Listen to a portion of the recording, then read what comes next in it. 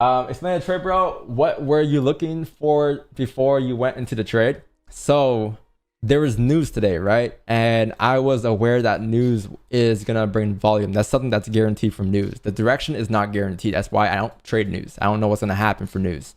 But the way the candle opens up, the way the candle prints first is very key. So we mentioned today that like we had the idea we had before news was okay, if price were to come down first and then start to reject, we can look for buys up at the break of the highs at 2042. If numbers comes out and instead of coming down first, it comes up first, we can take sell stops down. Unfortunately, in this case today, it didn't do either. It just opened up and it came down. So then I had to go off of the way price is currently printing, which means that like I had to really pay attention to the way price closed and the way price is printing. Because if you were to flip bullish, you would have flipped off the first initial rejection, but you came up, you rejected, and you left the wick fill on the 5, and then you closed below in the 5 as well. I think there was a 5 support to left at like I had it at like 20 to 2031, right? So you end up closing below there. So I said, okay, anything below 2031 here, 2032, sorry, you have a wick to fill. So the idea was that we're taking sells to come down to fill that wick.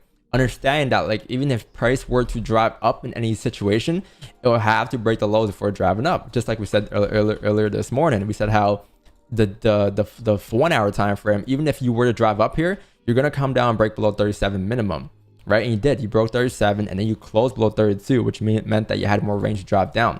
So now if you flip bullish, great, amazing. You can get buys for the rest of the day for all I know. Who knows, right? Because you do have a bullish closure, but that was needed to happen first before you were to come up. So we had that as our advantage point. If we understood that, okay, before price jumps up here, it's got to come down and grab liquidity first. And on top of that, you have a 5-minute closure below the range for a wick fill. You can take sells down. Understand that that is the liquidity even if you were to drive up. And if you were to drive up, then great. You have runners coming down towards 21, right? But you're in a win-win situation when you break it down in that form. So that was the reason why we executed that trade, just off of the 5-minute breakout lows. I'm sure like what else you could have done probably was wait for the high and the low to be created and then re-enter the buys or sells based off like whether price breaks the highs or lows on that candle. In this case, it kept breaking the lows, right? But I just wanted an extra confirmation because I was worried about this null topic area on price.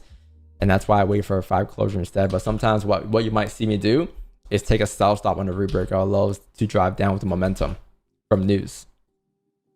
But yeah, I was kind of worried about two things. Just the level you had at 32, and also on top of that, I was worried about the null topic area, which I still think could form here off this 1 hour candle. I wouldn't be surprised if the 1 hour candle flips bullish here and starts to head up.